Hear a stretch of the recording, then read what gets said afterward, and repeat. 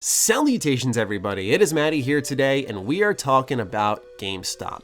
I don't know if this applies to everyone out there, but for me personally, anytime I see GameStop in my news cycle, it's always about how they're dying, whether it be because of how they poorly treated their employees, or the silly trade-in prices that all of us have to deal with at one point or another, or the rise in the digital consumption of games. Just take one look at Borderlands 3's stats and it sort of tells you where the industry is probably going to head. Suffice to say, there have been a lot of factors that have contributed to GameStop's downfall, and I believe GameStop themselves sees the writing on the walls. They've acted, and there's been some interesting experiments, one that we're going to be highlighting in today's video on how GameStop can potentially survive, and here's why. Now, I also want to make it clear that I'm not making this video to defend any of GameStop's wrongdoings. I know there's a lot of horror stories out there, if you will, about them, and I don't want to invalidate those with today's video. But also, for full transparency, I do have to say that I personally wouldn't have played a lot of games that I was able to if it weren't for GameStop. Now, do keep this in mind, it's because I sort of used their trade-in system against them. I have a video from 7 years ago actually highlighting this called GameStop Tactics Avoid the Scam. What essentially I did was I traded in a bunch of throwaway games that I didn't want anymore to build up about $89 of trading credit, and week in, week out throughout most of my high school career, I would just buy some used games, play what I enjoyed, finish it within that week, and then go back to GameStop, return it, earn back that trade-in credit, and just keep recycling that trade-in credit. And if it weren't for GameStop and that system in place, I definitely would have missed out on a lot of great experiences. But we're going to be able to accomplish something similar to that in the potential future if GameStop goes forward with these plans. So the following source for these images is Miguel Lozada. He's a senior partnerships manager at Elgato Gaming, and let's take a look at some of the photos he tweeted out for one of GameStop's new setups. In this first photo here, we can see a bunch of kids lined up, sitting in comfortable gaming chairs. There's great monitors set up. They're playing some Fortnite. It's almost like a LAN party, if you will, a place where you could host some tournaments. In this next shot, we can see what seems to be the front side of the store. You see there's a cash register on the left. We can see a rack of Xbox One games in the back. There's almost a tabletop gaming section there with that green table and a bunch of chairs set up there. And towards the back, we can see some sort of lounge area, which we can now get a close-up on. And we can see that there's some people playing Mario Kart, chilling out on some couches, having a good time.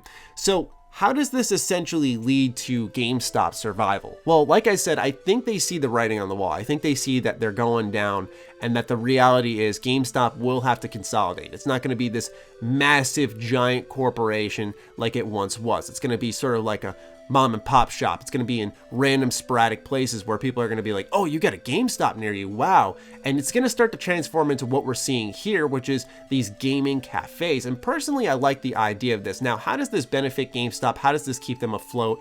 I personally can speak from experience on one end, but I also want to talk about how being in that ecosystem really helps a lot, because for me personally, based off the story I just shared with you guys, did not have really a dime to my name in high school, right? I had to recycle trading credit to afford almost any game I was remotely interested in because of GameStop.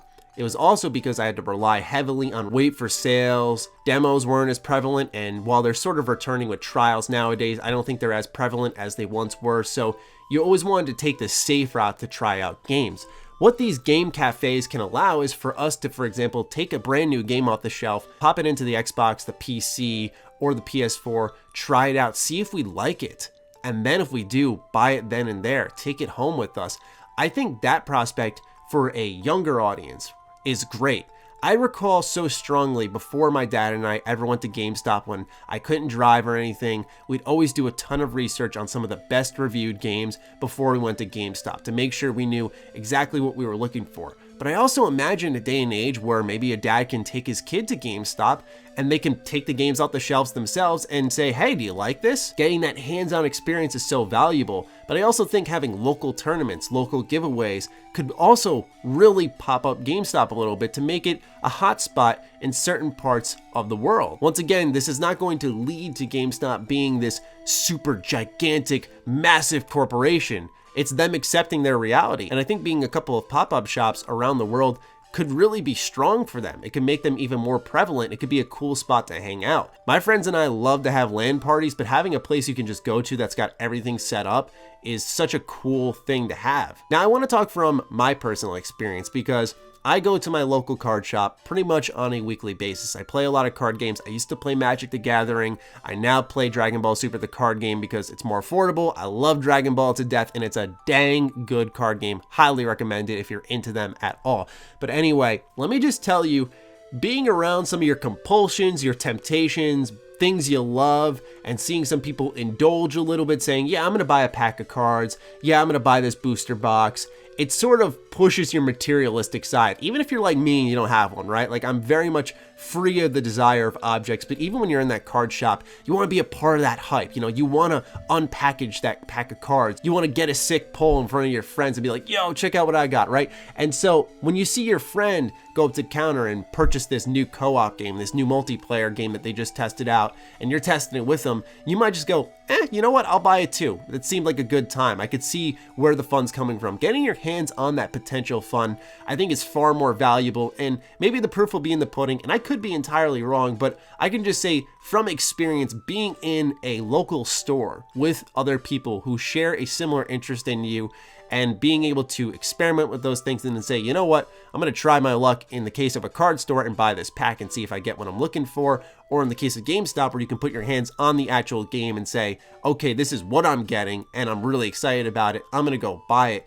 I think that's really cool, especially if GameStop can make trade-in values a little better and continue what I think is their awesome trade deals, right? Where you trade in like X amount of games and you get a bonus 30% towards a new release. I think that could help them out a lot in going where they want to be, because it becomes more of a nostalgic place, which is where I think it'll serve its purpose in the market. Since gaming is sort of heading towards a streaming and a downloadable platform, although there will always be people like me and you out there who love to have our physical copies, we like to have the game in our hands. It doesn't feel quite real if we don't have that game in our hands. I do totally understand the other side of it, which is the convenience of the digital market. But GameStop, just like any company, can serve a potential niche market. And when you find your niche and you stick with it, and as long as GameStop builds realistically and doesn't expect to once again become this super gigantic corporation, I think they'll be okay. And the reason I wanted to make this video is because I feel like a lot of creators have sort of spelt the death of GameStop, and maybe it's GameStop as it is that is dying, but I think what we're seeing here is the rebirth of a much more exciting GameStop, right? I think it seems really cool to have a local game store where I can go chill with my friends.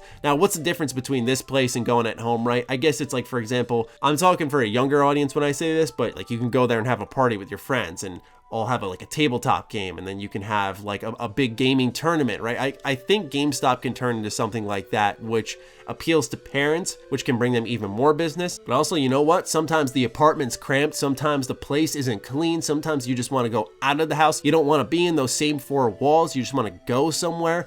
And having a place like this is really nice. So personally, I can see GameStop staying afloat with these changes. Will it make them into a massive corporation once more? No, this is them consolidating, but I believe from what I've seen, it looks like they're consolidating in the right way. And I just wanted to talk about that, quite frankly, in today's video. I want to know what you guys are thinking. I shared it on my Twitter, I shared it on my Instagram, and a lot of the feedback was pretty positive. People thought it was cool. A lot of people were like, why should I even care? And I totally understand that point as well, because at the end of the day, GameStop, you know, kind of did some sucky things. And so if you choose to vote with your wallets and not support them, I mean, really, more power to you. And I think that's an excellent choice. Now, while it's great that GameStop is altering their image as a physical game distributor where you can buy and trade games in, I think ultimately they are missing a bigger picture here by doubling down on some of these efforts. While I'm excited as someone who loves the physical games, loves hanging out and playing games, I think we have to realize as well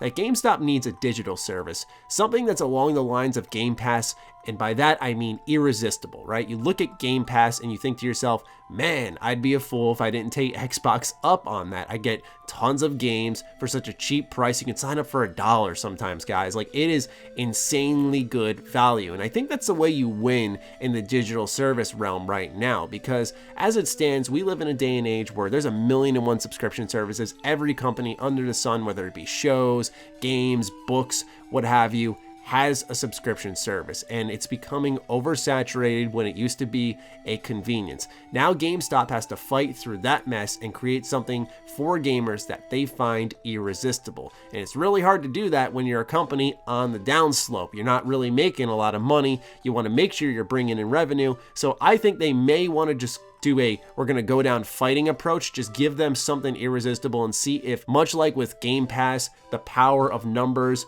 beats out the price tag, where so many people are subscribed to your cheap service that it sort of puts you in the plus. I really think this is the only way that GameStop can stay afloat, but I think that their brand isn't suitable for a digital service. I think because of how GameStop's been as a brand for years and how they've built and damaged their company image over time, that they may not fit that well in the digital space, especially if they do muck up some type of digital service, which who knows if they're even open to that. That's it. That is the kiss of death, and it does just consolidate down to these tiny shops that we're seeing here, which are still cool, but obviously there is the potential to be much more.